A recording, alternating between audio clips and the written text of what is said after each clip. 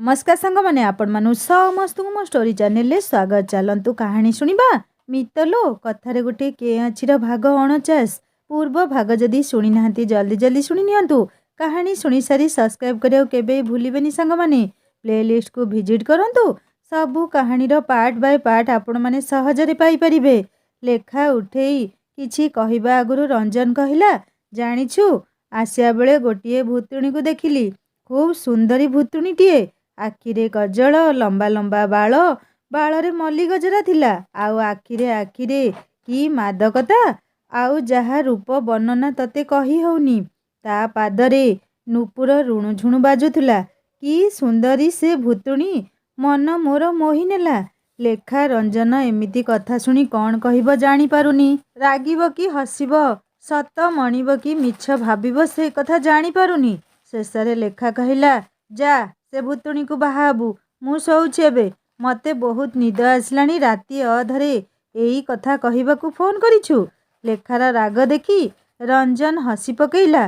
कहिला, तू मते एबे भी तू कहूचु ना, काली जाउची रह तो जेजेमा को कहूची, आहुरी कहिबी तू तू तू। एति कही लेखा फोन रखिला। हेले तुरंत ही फोन पुणी रिंग हैला। कि हैरान करूची जे मते, कहिला लेखा। अरे किछि नहीं, गोटिए कथा कहिबाकू तते फोन करिथिली। लेखा गोटिए कथा शुणी खूब खुशी होई गला। एबे ताहले से ताकू कहिबो। से आग्रह रे पचारला, को कथा कहूनु ताहले। एपट सेपट भूतुणी कथा काहेकी कहूचु तू, शुणिबाकू बहुत इच्छा मोर, कह शीघ्र। खा भाबुछि इच्छा कौन, काहीं केते वर्षरु तोर कथा पदे पाई अपेक्षा करिछि मु, हेले तू कहिलुनी मते। रंजन पुणी कहला, एई चुप होई गलु जे, तू कौन कहबू परा, कहूनु काहींकी। हाँ हाँ सेमिति किछि नुह विशेष। कौन कि आजी जो शाढ़ी पिंधिथिलु ना, से शाढ़ीटा खूब सुंदर थिला। बास एई कथा तो। हाँ आउ कौन, से शाढ़ीटा मते मानुथिला। बास एतिकी, आउ कौन। हाँ एतिकी। लेखा भाबुछि केडे कंजूस पिलाटी जे।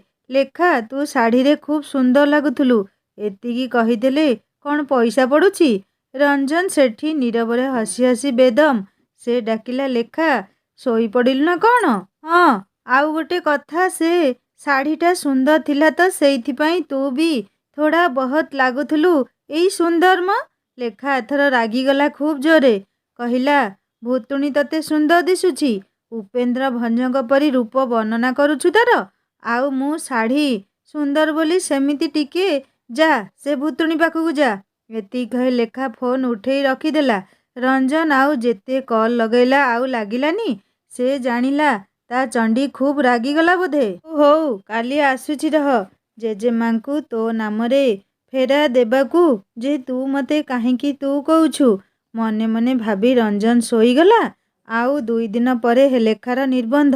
घर को किए आसु न आसु निज लोक तो आसीबे ना।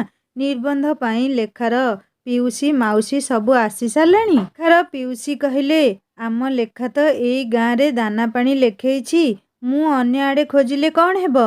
आजी निर्बंध दिन। लेखा घरे खूब गहली चहली लागिछि। रंजन घरू प्राय 30 जन भितरे गेस्ट आसीछंती। लेखार बापा खूब भल व्यवस्था करिछंती तांको बंधु बांधव मानंक पई। निर्बंध विधि आरंभ होला संपूर्ण रीतिनीति रे। तांको गाँ नीति हिसाब रे निर्बंधरे पुओ केबे भी झियो घर को जाएनी।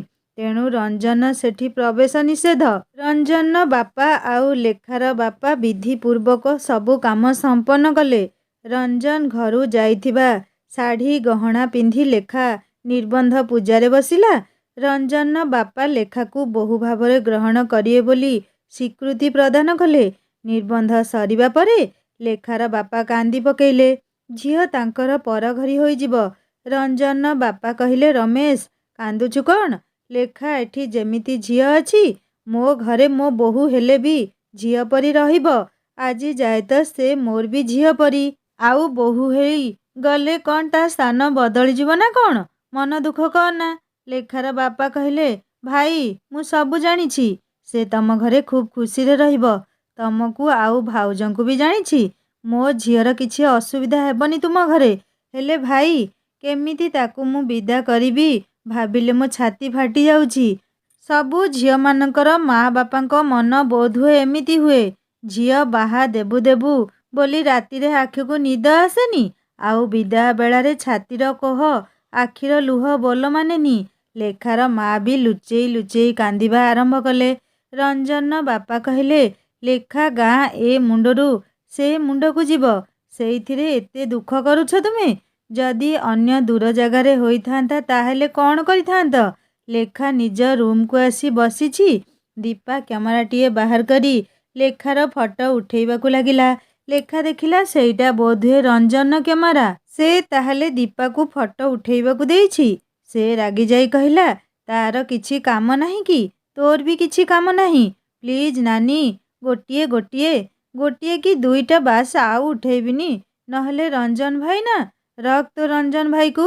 କୁଆଡ଼େ ଥିଲେ ଲେଖାର ଜେଜେମା ଦୌଡ଼ି ଆସି କହିଲେ, ଦେଖ ମା, ଆଜିଠୁ ତୁ ରଞ୍ଜନକୁ ତୁ ବୋଲି କହିବୁନି କି ତା ନାମ ବି ଧରିବୁନି। ଛି ଛି ମା, ଲୋକେ କ'ଣ କହିବେ? ତୋ ଶାଶୁଘର ଏଇ ଗାଁରେ ହେଲା ବୋଲି କ'ଣ ତୁ ସ୍ୱାମୀକୁ ତୁ ତା ବେବା କହିବୁ? ମୋ ମା'ଟା ପରା। ଆଉ ସେମିତି କହିବୁନି ଧନ। ଆଉ ବାହାଘର ଯାଏ ବାବୁ ସହ ଦେଖା କରିବୁନି। ଲେଖା ବିରକ୍ତ ହୋଇ କହିଲା, ହଉ ଆଉ କହିବିନି। ଲେଖାର ନିର୍ବନ୍ଧ ଖୁବ୍ ଜାକଜମକରେ ସମ୍ପୂର୍ଣ୍ଣ ହୋଇଗଲା। ଲେଖା ଘରେ ସମସ୍ତେ ଖୁବ୍ ଖୁସି ଅଛନ୍ତି। ଝିଅ ବିଦା ହୋଇଯିବ, ଦୁଃଖ ତ ରହିବ। ହେଲେ ଲେଖାର ବାହାଘର ଗାଁରେ ଏତେ ଭଲ ବର ସହ ହେଉଥିବାରୁ ସମସ୍ତେ ଖୁବ୍ ଖୁସି।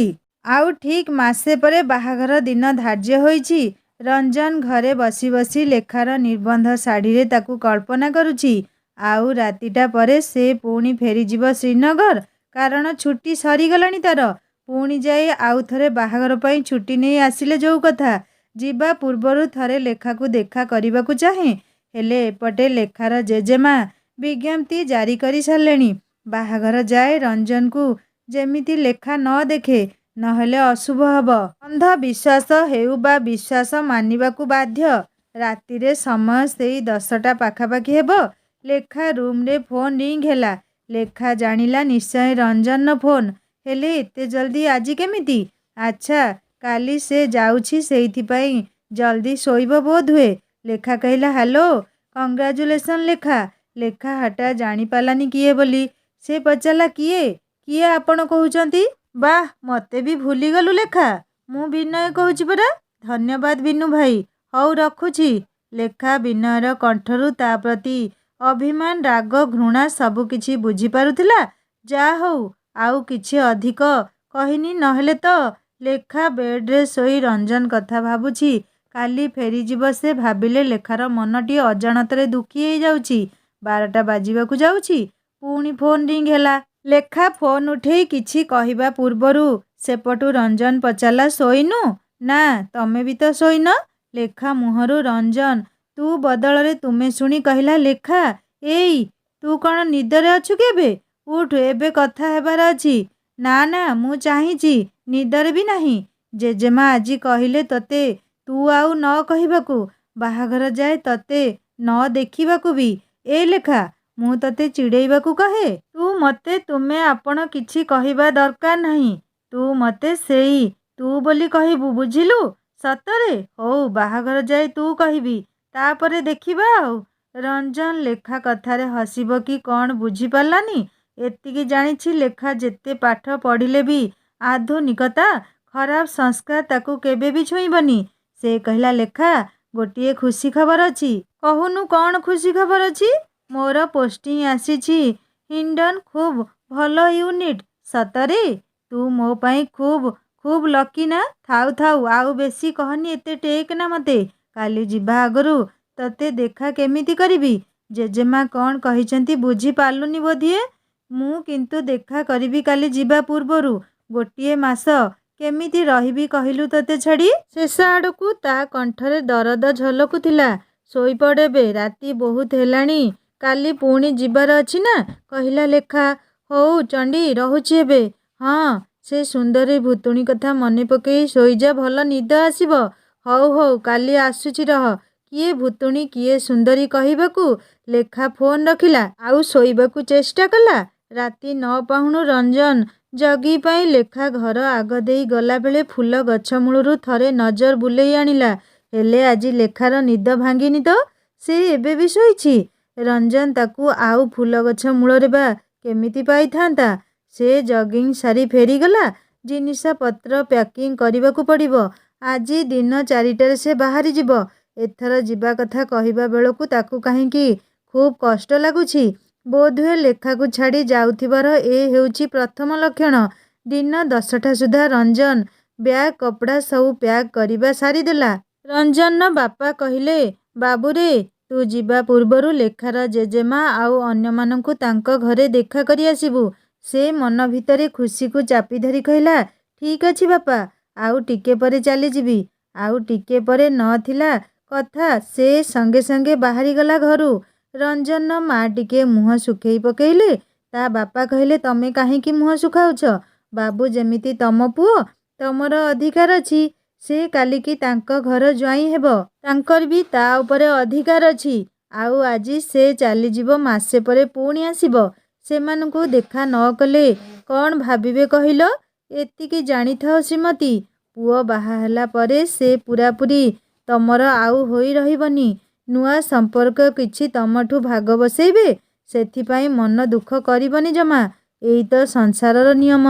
ରଞ୍ଜନର ମା ସବୁ ଶୁଣିସାରି ଛୋଟିଆ ହଁଟିଏ ମାରି ସେଠାରୁ ଚାଲିଯିବାକୁ ବାହାରିଲେ। ରଞ୍ଜନ ଲେଖାଘରେ ପହଞ୍ଚି ଜେଜେମାଙ୍କୁ ମୁଣ୍ଡିଆ ମାରିଲା। କହିଲା, ଆଜି ଚାଲିଯିବି ଶ୍ରୀନଗର। ଦେଖା କରିବାକୁ ଆସିଥିଲି। ଜେଜେମା ଖୁସିରେ ତା ମୁଣ୍ଡରେ ହାତ ବୁଲେଇ କହିଲେ, ଦୀର୍ଘାୟୁ ହୁଅ ବାପା। ଭଗବାନ ବହୁତ ବହୁତ ବହୁତ ଖୁସି ଦିଅନ୍ତୁ ତୁମକୁ। ତାପରେ ସେ ଲେଖାର ମା, ବାପା, ବଡ଼ମା ସମସ୍ତଙ୍କୁ ଦେଖା କରି ମୁଣ୍ଡିଆ ମାରିଲା। ଲେଖା ରୁମ୍କୁ ବାର ବାର ଅନେଇ ଦେଖିଲା, ଲେଖା ନାହିଁ। କୁଆଡ଼େ ପଳେଇଲା କେଜାଣି? ପଚାରିବ ବା କାହାକୁ? ଦୀପାକୁ ଠାରରେ ପଚାରିଲା। ସେ ଇସାରାରେ କହିଲା, ଉପର ଘରେ ଶୋଇଛି ନାନୀ। ରଞ୍ଜନକୁ ଲାଗିଲା ଆଉ କ'ଣ କହୁଛି ବୋଲି। ସେ କହିଲା, ଏଇ କ'ଣ ଏମିତି କହୁଛୁ? ମାଡ଼ ଖାଇବୁ। ଆରେ ରଞ୍ଜନ ଭାଇ, ନାନୀ ଉପରେ ଶୋଇଛି ବୋଲି କହିଲି ପରା। ରଞ୍ଜନ ସଙ୍ଗେ ସଙ୍ଗେ ଏଣେ ତେଣେ ଦେଖି ଉପର ଘରକୁ ଯିବାକୁ ବାହାରିଛି। ଦୀପା କହିଲା, ଭାଇ, ଜେଜେମା। ସେ ପୁଣି ଅଟକିଗଲା। ମନେ ମନେ କହୁଛି, କି ସିଷ୍ଟମରେ ବାବା ଇଏ? ଏତେ ପୁରୁଣା କାଳିଆ ରୀତିନୀତି ସବୁ। ନିର୍ବନ୍ଧ ହୋଇଗଲା ତ ସେ ମୋତେ ଦେଖିବନି, ସିଧା ବେଦୀ ଉପରେ ଦେଖିବ। ଏଥିରେ କି ଲଜିକ୍ ଅଛି କେଜାଣି? ହେଲେ ମୁଁ ଆଜି ତାକୁ ବିନା ନ ଦେଖି ଯାଉନି ଏଠୁ। ଜେଜେମା ଯେମିତି ବାଡ଼ିଆଡ଼େ ଯାଇଛନ୍ତି। ଦୀପା କହିଲା, ରଞ୍ଜନ ଭାଇ, ସିଗ୍ନାଲ ଏବେ କ୍ଲିଅର। ଯା ଉପର ଘରକୁ। ରଞ୍ଜନ ଡେରି ନ କରି ଛାତ ଉପର ଘରେ ପହଞ୍ଚିଲା। ଦେଖିଲା, ଲେଖା ପୂରା ନିଦରେ ଶୋଇଛି। ଖରାଦିନିଆ ପବନ ବାଜି ମୁହଁରେ ବାଳଗୁଡ଼ା ଥିରି ଥିରି ନାଚ କରିବାରେ ଲାଗିଛନ୍ତି। ସେ କିଛି ସମୟ ତା ପାଖରେ ବସି ତା ମୁହଁକୁ ନିରେଖିବାରେ ଲାଗିଲା। ଲେଖା ଆଜି ରଞ୍ଜନକୁ ଅନ୍ୟ ଦିନ ଅପେକ୍ଷା ଆହୁରି ସୁନ୍ଦର ଦିଶୁଛି। ମନେ ମନେ ହସିଲା। ଭୁତୁଣୀ, କ'ଣ ଟିକେ ସୁନ୍ଦରୀ ବୋଲି କହିଦେଲି, କେତେ ଥର ଖୁଣ୍ଟା ମାରି ସାରିଲାଣି ମୋତେ। ଏ ଝିଅ ସବୁ ଏମିତି ବୋଧେ। ଭୁତୁଣୀକୁ ସୁନ୍ଦରୀ କହିଲି ବୋଲି ବି ରାଗ ହୋଇଗଲା। ହେ ଭଗବାନ, କି ଈର୍ଷା ଏମାନଙ୍କର। ଲେଖା ସତରେ ଏତେ ନିଦରେ କ'ଣ ଶୋଇଛି ଦିନରେ? ଲେଖାକୁ ଏମିତି ଶୋଇଥିବା ଦେଖି ରଞ୍ଜନ ମନରେ ଖୁବ୍ ସ୍ନେହ ଉଙ୍କି ମାରୁଥିଲା ତା ପ୍ରତି। ସେ ଧୀରେ ଧୀରେ ଯାଇ ଲେଖାର କପାଳରେ ଆଙ୍କିଦେଲା ଅନୁରାଗରେ ଚୁମ୍ବନଟିଏ। ଖୁବ୍ ମିଠା ମିଠା ସ୍ପର୍ଶ। ଲେଖା ଅଚାନକ ନିଦରୁ ଉଠି ନିଜ କପାଳରେ ଏମିତି ସ୍ପର୍ଶଟିଏ ପାଇ ଚିନ୍ତାରେ ପଡ଼ିଲା। କିଏ କିଏ? ରଞ୍ଜନ ଆସିଛି କି? ହେଲେ ତା ପାଖରେ କେହି ତ ନାହାନ୍ତି। ସେତେବେଳକୁ ରଞ୍ଜନ ପରଦା ପଛରେ ଲୁଚିଯାଇ ଲେଖାର ଦ୍ୱନ୍ଦ୍ୱ ହେବାର ଭଙ୍ଗୀକୁ ଉପଭୋଗ କରୁଥିଲା। ସେ ନିଜ ହସକୁ ଖୁବ୍ କଷ୍ଟରେ ଚାପି ଧରିଥିଲା। ଲେଖା ପୁଣି ଥରେ ନିଜ କପାଳରେ ହାତ ମାରିଲା। ତାକୁ ଅନୁଭବ ହେଉଥିଲା ରଞ୍ଜନ କୋଉଠି ସେଇଠି ତା ପାଖରେ ଯେମିତି ଅଛି। ସେ ଦୌଡ଼ି ଯାଇ ତଳକୁ ପାହାଚକୁ ଅନେଇଲା। ରଞ୍ଜନ ଚାଲିଗଲା କ'ଣ ଏମିତି କିଛି ନ କହି? ଏମିତି ଚିନ୍ତା ଭିତରେ ତାକୁ ଅନୁଭବ ହେଲା, ପଛ ଆଡ଼ୁ ଦୁଇଟି ବଳିଷ୍ଠ ହାତ ତା ଅଣ୍ଟା ଚାରିପଟକୁ ଖୁବ୍ ନିବିଡ଼ ଭାବରେ ଧରିଛି। ସେ ଏ ସ୍ପର୍ଶ ଆଉ ଖୁବ୍ ନିକଟରେ ରଞ୍ଜନ ମନର ବାସ୍ନାକୁ ବାରି ପାରୁଥିଲା। ସେ କହିଲା, ଛାଡ଼ ମୋତେ, ମୁଁ ତୋ ମୁହଁ ଦେଖିବିନି। ଜେଜେମା ମନା କରିଛନ୍ତି ପରା। କାଇଁ, ମୋ ମୁହଁ କ'ଣ ଏତେ ଅସୁନ୍ଦର ହେଇଛି? ଆରେ ଜେଜେମା କହୁଛନ୍ତି ଅଶୁଭ ହବ, ତୁ ଯା ଏଠୁ। ଆଚ୍ଛା, ତତେ ଦେଖା କରିବାକୁ ଆସି ନ ଦେଖି ଚାଲିଯିବି? ଆଉ ସେ ସବୁ ଶୁଭ ଅଶୁଭ ମୁଁ କିଛି ମାନେନି। ଏତିକି କହି ରଞ୍ଜନ ଲେଖାକୁ ନିଜ ଆଡ଼କୁ ବୁଲେଇ ଦେଲା। ହେଲେ ଲେଖା ନିଜ ଆଖି ବନ୍ଦ କରି ରଖିଥିଲା। ସତରେ ତୁ ମୋତେ ଦେଖିବୁନି? ନା ନା ଜମା ବି ନୁହଁ। ଆଚ୍ଛା କେମିତି ଦେଖିବୁନି ମତେ ଦେଖିବି ଆଉ। ରଞ୍ଜନ ପୁଣି ଥରେ ଲେଖା କପାଳରେ ଆଙ୍କିଦେଲା ମିଠା ଚୁମ୍ବନଟିଏ। ଲେଖା ଆଉ ଆଖି ବନ୍ଦ କରି ରଖିପାରିଲାନି। ସେ ଆଖି ଖୋଲି ରଞ୍ଜନ ମୁହଁକୁ ସିଧା ଚାହିଁଦେଲା। ଆଉ ରଞ୍ଜନ ଉପରେ ରାଗିଯାଇ କହିଲା, ଏଥର କିଛି ଅଶୁଭ ହେଲେ ତୁ ଦାୟୀ ହେବୁ। ଛାଡ଼ ଛାଡ଼ ମତେ। ରାଗିଯାଇ ତା ପାଖରୁ ଯିବାକୁ ଛଟପଟ ହେଲା। ହେଲେ ରଞ୍ଜନର ମଜବୁତ ବାହୁ ବେଷ୍ଟନୀରୁ ସେ ବାହାରି ପାରିଲାନି। ରଞ୍ଜନ ବୁଝେଇ କହିଲା, କାହିଁ ଚିନ୍ତା କରୁଛୁ ତୁ? କିଛି ଅସୁବିଧା ହେବନି। ମାସେ ପରେ ଆସିବି। ଲେଖା ହେଉଛି ଏତେ କଥା କହୁଛି, ଅଥଚ ଯୋଉଟା ଶୁଣିବାକୁ ଆଜି ଯାଏ ଚାହିଁଛି କହିଲୁନି ମତେ। ନିଜ ଇଚ୍ଛାରେ ସବୁ କରିବୁ। ମୋ ଇଚ୍ଛାର ତ କିଛି ହିଁ ମୂଲ୍ୟ ନାହିଁ। ରଞ୍ଜନ ଏଥର ଯିବାକୁ ବାହାରିଲା। କହିଲା, ଆସୁଛି। ଆଗ ଥରକୁ ଆସିଲେ ଆଉ ଏକୁଟିଆ ଯିବିନି ତୋ ଘରୁ। ଆଜି କେତେବେଳେ ବାହାରିବୁ ଘରୁ? ଦିନ 3ଟା ପରେ। ହଉ ଆସୁଛି ଲେଖା, ନିଜ ଯତ୍ନ ନେଉଥିବୁ। ଖୁବ୍ ଉଦାସ ହୋଇ ରଞ୍ଜନ କହିଲା। ରଞ୍ଜନର ଯିବା ବାଟକୁ ସେ ବି ଖୁବ୍ ଆକୁଳ ନୟନରେ ଅନେଇ ରହିଥିଲା। ସେତିକିବେଳେ ଜେଜେମା ଡାକିଲେ, ଲେଖା, ଏ ଲେଖା। ଜେଜେମା କ'ଣ ରଞ୍ଜନକୁ ଦେଖିଦେଲେ ମତେ ଦେଖା କରିଯିବାର? ଲେଖା ମନରେ ଏ କଥା ଭାବୁଛି। ଲେଖା, ଆଉ ଥରେ ବି ଡାକିଲେ ଜେଜେମା। ଲେଖା ଡରି ଡରି ତଳକୁ ଓହ୍ଲେଇ ଆସି ଜେଜେମାଙ୍କୁ ପଚାରିଲା, କ'ଣ ହେଲା ଜେଜେମା? ଶୋଇଯାଇଥିଲି ତ। ଖିଆପିଆ ହେବନି କି ଆଜି? ଦିନରେ କି ଶୁଆ ମା? ସେ ସବୁ ଅଭ୍ୟାସ ଛାଡ଼ ଏବେ ମା। ଏତକ କହୁ କହୁ ଜେଜେମାର କଣ୍ଠ ରୁଦ୍ଧ ହୋଇ ଆସୁଥିଲା। ଆଉ କେତେଟା ବା ଦିନ? ହାତ ଗଣତିରେ ଚାହୁଁ ଚାହୁଁ ସରିଯିବ। ବାପ ଘର ସୁଖ ସରିଯିବ। ଲେଖା ଜେଜେମାକୁ ଦେଖି ତା ଆଖିରେ ମଧ୍ୟ ଲୁହ ଆସୁଥିଲା। ରଞ୍ଜନ ସେଦିନ ଦିନ 4ଟାରେ ଶ୍ରୀନଗର ବାହାରିଗଲା। ଗଲେ ବହୁତ କାମ। ଅଳ୍ପ ଦିନ ପରେ ପୋଷ୍ଟିଂ କ୍ଲିୟରେନ୍ସ, ତାପରେ ହିଣ୍ଡନ୍ ଆସି କ୍ୱାର୍ଟର ରେଡି କରିବାକୁ ପଡ଼ିବ। ରାସ୍ତାରେ ରଞ୍ଜନକୁ ସନ୍ଦୀପ ଫୋନ୍ କରି ଜଣେଇଲା ତାର ମଧ୍ୟ ଆସାମରୁ ହିଣ୍ଡନ୍ ପୋଷ୍ଟିଂ ଆସିଛି। ରଞ୍ଜନ ବହୁତ ଖୁସି ହେଲା। ଯାହା ହଉ ପୁରୁଣା ସାଙ୍ଗ ପାଖରେ ରହିଲେ ଭଲ। ନିର୍ବନ୍ଧ ସରିବା ପରେ ଲେଖା ଆଉ ଗାଁ ଦାଣ୍ଡକୁ ବି ବାହାରି ନାହିଁ। ତାକୁ ଏବେ ନିଜ ଗାଁ ବି କେମିତି ଅଜଣା ଲାଗୁଛି। ଅନେକ ଆଗରୁ ଜାଣିଥିବା କଥାଟି ସତ ହେବା ପରେ ସବୁ ଯେମିତି ବଦଳି ଯାଇଛି ବୋଲି ତାକୁ ଅନୁଭୂତ ହେଉଛି। ସାଙ୍ଗମାନେ ଦେଖାହେଲେ କହୁଛନ୍ତି, ଲେଖା, ତୁ ଖୁବ୍ ଭାଗ୍ୟବତୀ ଲୋ। ସବୁ ଆଖି ସାମ୍ନାରେ ତୋର। ଘର, ବର, ଶାଶୁ ଆଉ ଶ୍ୱଶୁର। ସତେ ତ ସେ ସବୁ ଜାଣିଛି। କିଛି ନୂଆ ନୁହେଁ କେହି ତା ପାଇଁ। ତଥାପି କାହିଁକି କେଜାଣି ଯେତେ ବାହାଘର ଦିନ ନିକଟ ହେଉଛି ତା ମନରେ ଗୋଟିଏ ଅଜଣା ଭୟ ବସା ବାନ୍ଧୁଛି। ରଞ୍ଜନ ଗଲା ପରେ ପ୍ରାୟ ରାତିରେ ଫୋନ୍ କରେ। ୟାଡୁ ସ୍ୟାଡୁ କହି ଲେଖାକୁ ଖୁସି କରିବା ପାଇଁ ଚେଷ୍ଟା କରେ। ଆଉ ବାହାଘରକୁ 6 ଦିନ ଅଛି। ଲେଖା ନିଜ ସାଙ୍ଗସାଥି ସମସ୍ତଙ୍କୁ ବାହାଘର କାର୍ଡ ଦେଇସାରିଛି। ମଝିରେ ଆଉ 5 ଦିନ, ତାପରେ ବାହାଘର। ରାତିରେ କାହିଁକି ତାକୁ ଆଉ ଭଲ ନିଦ ଆସୁନି। ସବୁ ଝିଅଙ୍କର ଏମିତି ଦଶା ହୁଏ କି କେବଳ ତାହାରି ହେଇଛି ଜାଣିପାରୁନି ସେ। ସ୍ନେହାକୁ ପଚାରିଥାନ୍ତା ଯେ, ହେଲେ ସେ ତା ବାହାଘର ପରେ ବାହା ହେବ। ଆଉ 6 ଦିନ, ତାପରେ ସେ ଏ ଘର ଛାଡ଼ି ଆଉ ଏକ ନୂଆ ଜୀବନର ସ୍ୱାଦ ଚାଖିବାକୁ ଚାଲିଯିବ। ହଠାତ୍ ଫୋନ୍ ରିଙ୍ଗ୍ ହେଲା। ରାତି ଆଜି 12:30 ହେବ। ଲେଖା ଭାବୁଛି, ହେ ଭଗବାନ, ଏ ପିଲାକୁ ଆଉ ନିଦ ନାହିଁ। ରାତିର ସମୟ ବି ଦେଖୁନି ଫୋନ୍ କରୁଛି। ଆଳୁ ସାରୁ କେତେ କ'ଣ କହିବ, ହେଲେ ତା ଲେଖା ଯାହା ଶୁଣିବାକୁ ଚାହେଁ ସେଇଟା କହିବନି। ଲେଖା ଫୋନ୍ ଉଠେଇ କହିଲା, ତତେ ନିଦ ନାହିଁ କି? ନା ପରା, କ'ଣ କରିବି? ଆହୁରି 6 ଦିନ ରହିଲା ବାହାଘରକୁ। କ'ଣ ପାଇଁ ଫୋନ୍ କରିଛୁ? କିଛି ନାହିଁ, ଏମିତି ଆଉ। ତାହେଲେ ମୁଁ ରଖୁଛି। ଆରେ ନା, ଶୁଣ ମୋ କଥା ଟିକେ। ଆଚ୍ଛା, ତତେ ଜୁଏଲାରୀ କ'ଣ ପସନ୍ଦ ବେଶୀ କହିଲୁ? କାହିଁକି? କ'ଣ ପସନ୍ଦ କହନା ଜଲ୍ଦି। ତୋ ପାଇଁ କ'ଣ ଆଣିବି କହ। ଲେଖା ଟିକେ ମଜା ଦେଖିବାକୁ କହିଲା। ମୁଁ ଯାହା କହିବି ଆଣିବୁ? ହଁ, କହିକି ତ ଦେଖ। ରଞ୍ଜନ ଆଶ୍ଚର୍ଯ୍ୟ ହେଉଛି। ଲେଖା ତ ଏମିତି କେବେ କିଛି କହେନି। ଆଜି କେମିତି? କହୁନୁ କ'ଣ ନେବି ତୋ ପାଇଁ? ଲେଖା କହିଲା, କହିବି କ'ଣ ଦରକାର? ମତେ କିଛି ଦରକାର ନାହିଁ, ବାଏ। ଖୁବ୍ ଜଲ୍ଦି କଥା ଶେଷ କରି ଲେଖା ଫୋନ୍ ରଖିଦେଲା।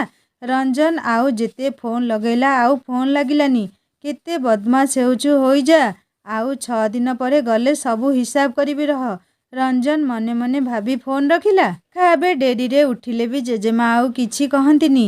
ସେ ଜାଣିଛନ୍ତି ଆଉ କେଇଦିନ ପରେ ଶାଶୁଘରକୁ ଗଲେ କୋଉ ଶୋଇବ ଯେ।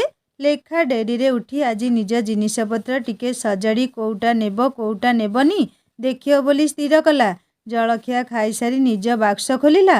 ବହୁତ ପୁରୁଣା ବାକ୍ସ, ହେଲେ ସେଥିରେ କେତେ ଯେ ପିଲାଦିନ ସ୍ମୃତି ଭରି ରହିଛି କହିଲେ ନ ସରେ।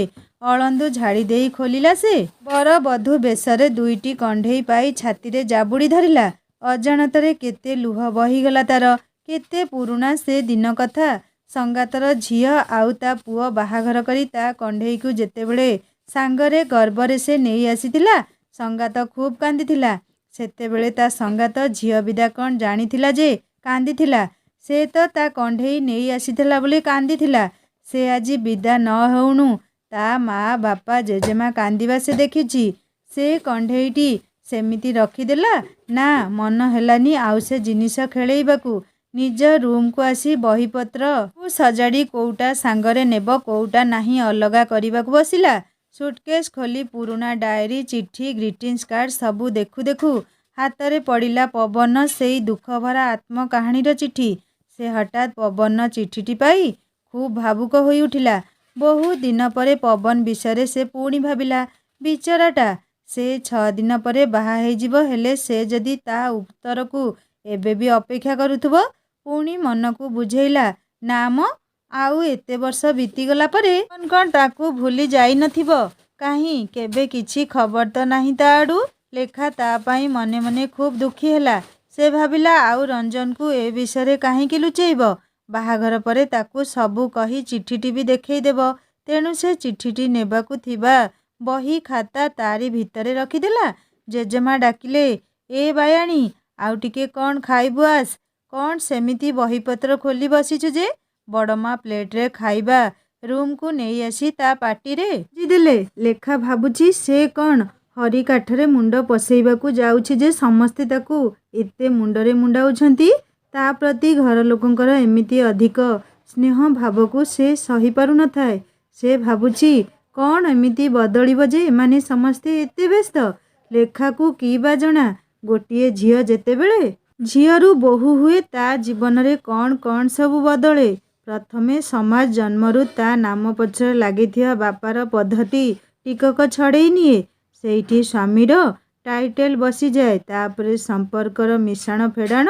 ଲେଖା ନିଜର ସବୁ ଜିନିଷ ସୁଟକେଶରେ ସଜାଡ଼ି ସାରିଲା। ଏହି ସମୟ ଭିତରେ ସେ ସ୍ନେହାର ଅଭାବ ଖୁବ୍ ମନେ କରୁଛି। ସବୁ ଭଲମନ୍ଦ ସମୟରେ ସେ ତାକୁ କେତେ ସାହାଯ୍ୟ କରିଛି। ଆଜି ପାଖରେ ଥିଲେ କେତେ ଭଲ ହୋଇଥାନ୍ତା। ବହୁତ କଥା ତାକୁ ଜଣା ବି ଥାଏ। ଦିନ ଗଣୁ ଗଣୁ ଆଉ 5 ଦିନ ଅଛି ବାହାଘରକୁ। ଲେଖା ଛାତି ଭିତର ସ୍ପନ୍ଦନଟା ଯେମିତି ବଢ଼ି ବଢ଼ି ଯାଉଛି। ଘରେ ବନ୍ଧୁବାନ୍ଧବ ଭରିଗଲେଣି। ବାହାଘର ପାଇଁ ଖୁବ୍ ଭଲ ବ୍ୟବସ୍ଥା କରିଛନ୍ତି ଲେଖାର ବାପା ଆଉ ବଡ଼ ବାପା। ଗହଣା ବି କିଣା ସରିଛି। ହଠାତ୍ ଘର ଆଗରେ ରଞ୍ଜନ ଘର କାର୍ଟି ଅଟକିଗଲା। ଭିତରେ ରଞ୍ଜନର ମା ବାପା ବସିଥିଲେ। ଲେଖାର ବାପା ସାଙ୍ଗେ ସାଙ୍ଗେ ଆସି ପଚାରିଲେ, ଭାଇ ଆସ ଭିତରକୁ। ଏଠି ରାସ୍ତାରେ କାହିଁକି ଗାଡ଼ି ଅଟକେଇଲ ଯେ? ଆରେ ନାଇଁ ନାଇଁ, ଆମେ ଆଜି ଜୁଏଲାରୀ ଦୋକାନ ଯାଉଛୁ ତ। ଲେଖାର କ'ଣ ପସନ୍ଦ ସେ ଦେଖିକରି ଆଣିଥାନ୍ତା। ବେଦୀ ଉପରେ ଯାହା ଆମେ ପିନ୍ଧେଇବୁ। ଆରେ କାହିଁକି ବ୍ୟସ୍ତ ହେଉଛ ଭାଇ? ସେ ପିଲାଲୋକ କ'ଣ ପସନ୍ଦ କରିବ ଯେ? ଯାହା ଭାଉଜଙ୍କ ପସନ୍ଦ ନେଇ ଆସିବେ। ରଞ୍ଜନର ମା କହିଲେ, ଆରେ ନାଇଁ ରମୁ, ଗହଣା ସବୁଦିନ ପାଇଁ। ପିନ୍ଧିବା ଲୋକର ପସନ୍ଦ ନ ହେଲେ ସେ ପିନ୍ଧିବନି କେବେ। ଖାଲି ପଡ଼ି ରହିବ। ଯାଅ, ଲେଖାକୁ ଟିକେ ଡାକିଦିଅ। ବେଶୀ ଡେରି ହେବନି ଆମର। ଖିମଜିରୁ ଦେଖିବୁ ବୋଲି ଭାବୁଛୁ। ହଉ ଭାଉଜ, ଲେଖାକୁ ଡାକି ଦେଉଛି ରୁହ। ଲେଖା ସେମାନଙ୍କ ସହ ଗହଣା ପସନ୍ଦ କରିଯିବା କଥା ଶୁଣି ମନେ ମନେ ଟିକିଏ ଅସନ୍ତୋଷ ପ୍ରକାଶ କରୁଛି। ଆଉ ଏବେ ଲେଖାକୁ ସେମାନେ ଗାଁର ବଡ଼ମା ବଡ଼ବାପା ଲାଗୁନାହାନ୍ତି। ରଞ୍ଜନର ମା ଆଉ ବାପା 2 ଦିନ ପରେ ଯେଉଁମାନେ କି ତା ଶାଶୁ ଶ୍ୱଶୁର ହେବେ। ଆଉ ହଁ, ନା କହିବାର ପ୍ରଶ୍ନ ବି ଉଠୁନି ତାର। ବାଧ୍ୟ ହୋଇ ସୁନାପିଲା ପରି ଯାଇ ଗାଡ଼ିରେ ବସିଲା। ଲେଖାକୁ ଏବେ ସେ 2 ଜଣଙ୍କୁ ଦେଖିବାକୁ ଲାଜ ଲାଗୁଛି। ରଞ୍ଜନର ମା ଲେଖାକୁ ଅନେଇ ପଚାରିଲେ, କ'ଣ ରେ, ଖିଆପିଆ କରୁନୁ କି? ମୁହଁ ଶୁଖିଲା ଦିଶୁଛି କାହିଁକି? କାଲି ରାତିରେ ସେ ଶୋଇନି ବୋଲି କେମିତି କହିବ ଯେ? ଆଉ କେମିତି କହିବ? ତମ ରସିକ ପାଗଳ ପୁଅଟା ନା ରାତି 12ଟା ପରେ ଫୋନ୍ କରୁଛି ବୋଲି। ସେ ହସି ଦେଇ କହିଲା, ନା ବଡ଼ମା, ମୁଁ ଖାଉଛି ତ ଠିକରେ। ଗହଣା ଦୋକାନରେ ଲେଖାକୁ ପସନ୍ଦ କରିବାକୁ ଇଚ୍ଛା ହେଉନଥାଏ, କାଳେ ସେମାନେ ଭାବିବେ ବେଶୀ ଓଜନ ହୋଇଗଲା। ସେ ବଡ଼ମାଙ୍କୁ କହିଲା, ତମକୁ କୋଉଟା ଭଲ ଦିଶୁଛି ମୁଁ ସେଇଟା ନେବି ବଡ଼ମା। ରଞ୍ଜନର ବାପା ବୁଝିପାରି କହିଲେ, ଆରେ ମା, ତତେ ଯେତେ ଓଜନ ପସନ୍ଦ ଦେଖ, ବାର ବାର ତ କିଣା ହେବନି ନା। ଲେଖାର ପସନ୍ଦ ହାର ଆଉ କାନର ସେଟ୍ ସେ ଖୁବ୍ ସୁନ୍ଦର ଡିଜାଇନର ପସନ୍ଦ କଲା। ହାତରେ ହଳେ କଙ୍କଣ ଗହଣା କିଣା ସରିବା ପରେ ସେମାନେ ଲେଖାକୁ ନେଇ ରେଷ୍ଟୁରାଣ୍ଟରେ ଖୁଆଇଲେ। ଗୋଟିଏ ପରେ ଗୋଟିଏ ଘଟଣା ଏମିତି ଘଟି ଚାଲିଛି ଯେମିତି ତାକୁ ଧକ୍କା ମାରି ସେଇ ବିବାହର ମହାସ୍ରୋତ ଆଡ଼କୁ ଭସେଇ ନେଇ ଚାଲିଛି। ଦିନ ଗଣୁ ଗଣୁ ଆଉ 3 ଦିନ ରହିଲା ବାହାଘରକୁ। ରଞ୍ଜନ 3 ଦିନ ଆଗରୁ ବାହାଘର ପାଇଁ ଆସି ସାରିଛି ବୋଲି ନନ୍ଦୁ କହିଲା। ଲେଖା ଶୋଇ ଶୋଇ ଭାବୁଛି, ଏତେ ବେହିଆ ପିଲାଟି କେଜାଣି। ଗୋଟିଏ ଦିନ ପୂର୍ବରୁ ଆସିବ ବୋଲି କହୁଥିଲା, 3 ଦିନ ପୂର୍ବରୁ ପଳେଇ ଆସିଲାଣି। ଫୋନ୍ ରିଙ୍ଗ ହେଲା। ହାଏ ମ୍ୟାଡ଼ାମ୍, କ'ଣ ଚାଲିଛି ଏବେ ତୁମର? ଆରେ ସ୍ନେହା, ପ୍ଲିଜ୍ ଆସ ନା ଏଠିକି, ବହୁତ ମନେ ପକାଉଛି ତମକୁ ମୁଁ। ହଁ ପରା ସାଙ୍ଗ, ତମେ ତମ ହିରୋଙ୍କ କଥା ମନେ ନ ପକେଇ ମୋ କଥା ଭାବୁଛ। ମୁଁ ଖାଇବା ବେଳେ ତଣ୍ଟିରେ ଲାଗୁଛି ଖାଲି ମୋର ଆଉ। ସ୍ନେହା, କାହିଁକି ଚିଡ଼ଉଛ ଯେ ମୋତେ? ମୁଁ ତା କଥା କାହିଁକି ଭାବିବି ଯେ? ଜାଣିଛ, 3 ଦିନ ଅଛି ବାହାଘର ପାଇଁ, ହେଲେ ସେ ଏବେଠୁ ଆସି ସାରିଛି। ସେଇଠୁ କ'ଣ ହେଲା? ତମେ ବିନା ସାଙ୍ଗ, ସବୁବେଳେ ତାହାରି ଦୋଷ ଗୁଣ ବାହାର କରୁଛ। ନିଜ ଇସ୍ପିତା ସହ ବାହାଘର, କୋଉଠି ବାହାରେ ରହିବାକୁ ମନ କହିବ କହିଲ? ଆରେ କହୁଥିଲା ଗୋଟିଏ ଦିନ ପୂର୍ବରୁ ଆସିବ ବୋଲି, ସେଇଥିପାଇଁ କହିଲି ନା। ସେଇ କଥା ଛାଡ଼ ପ୍ଲିଜ୍, ତମେ ଆସିବ ଆମ ଘରକୁ। କୋଉ ଘରକୁ ଯେ? ଶାଶୁ ଘର ନା ବାପ ଘର? ଯୋଉଠିକୁ ଇଚ୍ଛା ତମର। ରଞ୍ଜନ ଲେଖା ଘର ନମ୍ବର ଡାଏଲ କଲା ବେଳକୁ ବିଜି। ଭାବୁଛି କାହା ସହ କଥା ହେଉଛି କେଜାଣି ଚଣ୍ଡୀଟା। ଟିକିଏ ମୋ ଚଣ୍ଡୀ ସହ କଥା ହେବି ବୋଲି କେତେ ଆଉ ଅପେକ୍ଷା କରିବି ଯେ? ଲେଖା ଘରେ ଆଉ ଜାଗା ନାହିଁ। ରାତି ପାହିଲେ ବାହାଘର। ମଙ୍ଗନ ହାଣ୍ଡି ବସେଇ ଖଇ ଭଜା ବି ସରିଲାଣି। ଲେଖା ନିଜ ରୁମ୍ରେ ମଙ୍ଗନ ଶାଢ଼ୀଟି ପିନ୍ଧି ବସିଛି। ହଠାତ୍ ତା ଆଖି ଦୁଇଟି କିଏ ପଛଆଡ଼ୁ ବନ୍ଦ କରି ଧରିଲା। ଲେଖା ଖୁବ୍ ଖୁସି ହୋଇ କହିଲା, ଓହୋ ତମେ। ସାଙ୍ଗମାନେ, ଲେଖାର ଆଖି କିଏ ପଛଆଡ଼ୁ ଧରିଥିଲା ଆପଣମାନେ ଶୁଣିବେ ନେକ୍ସଟ ପାର୍ଟରେ। ଆପଣମାନେ କମେଣ୍ଟ କରି ଆଗୁଆ କୁହନ୍ତୁ ତ। ଅପସନରେ ମୁଁ 4 ଜଣଙ୍କ ନାଁ କହୁଛି। 1ରେ ରଞ୍ଜନ, 2ରେ ରଶ୍ମି, 3ରେ ଦୀପା, 4ରେ ସ୍ନେହା। କିଏ ହେଇଥିବ ଆପଣମାନେ କମେଣ୍ଟ କରି ଜଲ୍ଦି ଜଲ୍ଦି କୁହନ୍ତୁ। କାହାଣୀ କେମିତି ଲାଗିଲା ମୋତେ ନିଶ୍ଚୟ କମେଣ୍ଟ କରି ଜଣାଇବେ। ଆଉ ଯଦି ଭଲ ଲାଗୁଥାଏ ସବସ୍କ୍ରାଇବ୍ କରି ବେଲ୍ ଆଇକନ୍ ନିଶ୍ଚୟ ଦବାଇ ଦେବେ। ଯାହାର ଆନ୍ସାର ରାଇଟ୍ ହେବ ମୁଁ ତା କମେଣ୍ଟରେ ରିପ୍ଲାଏ ଦେଇ ଲାଇକ୍ ନିଶ୍ଚୟ କରିବି। ରହୁଛି ନମସ୍କାର, ଜୟ ଜଗନ୍ନାଥ।